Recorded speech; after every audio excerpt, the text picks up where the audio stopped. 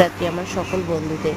আমি দীপশিখা তোমাদের সাথে শেয়ার করতে চলে এলাম একটা ছোট মিনি ব্লগ নিয়ে। তো আজ ছিল রথযাত্রা। রথযাত্রা সেভাবে আমরা পালন করব ভাবিনি আমি আর আমার মেয়ে। তো আগের বছর আমার হাজব্যান্ড বাড়ি থাকাতে আমার হাজব্যান্ডের সঙ্গেই আমরা রথ পালন করেছিলাম। তো এবারে আমার মেয়ের শরীরটাও খুব একটা ভালো যাচ্ছিল না, দুদিন ধরে খুব অসুস্থ, জ্বর, সর্দি কাশি বমি হচ্ছিল। আর তাছাড়া এত বৃষ্টিও হচ্ছিল আজকে সারাদিন ধরে, তো ভেবে উঠিনি যে রথ নিয়ে বেরাবো, সেইভাবে প্রিপারেশনও করিনি।